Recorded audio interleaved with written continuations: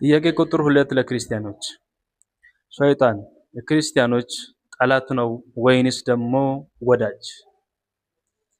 ብዙውን ጊዜ እንደምንሰማው በጣም ብዙውን ጊዜ ሲሰበክ ሸይጣን የሰው ልጆች ጠላት ነው እንዲሁም ደግሞ ለኛ ለክርስቲያኖችም ጠላት ነው ተብሎ ሲሰበክ እንሰማለን።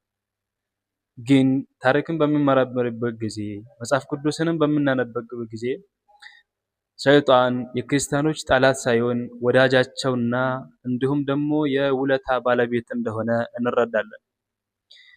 ክርስቲያኖች ብዙውን ጊዜ በሚታስተምሩበት ጊዜና እኛም በምንሰማበት ጊዜ ኢየሱስ ክርስቶስ መሰቀሉ ለሰው ልጆች ሁሉ የመዳኛ መንገድ ነው ብላችሁ ታምናላችሁ?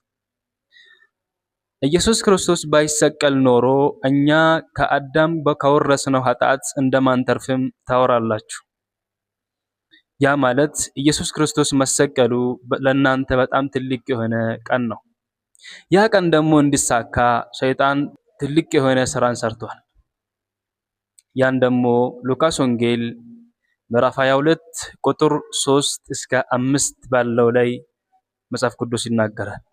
እንደዚህ ከሆነ እናንተም የምትድኑት በኢየሱስ ክርስቶስ ስቅለት ከሆነ ሸይጣንም ደግሞ ኢየሱስ ክርስቶስ እንዲሰቀይላችሁ ብዙ ከሰራላችሁ ኢየሱስ ክርስቶስ ከተሰቀለና እናንተም የዳናችሁ እስከሆነ ድረስ ሸይጣን የእናንተ ባለውለታ ነው ወይንስ ደግሞ ጠላታችሁ ነው?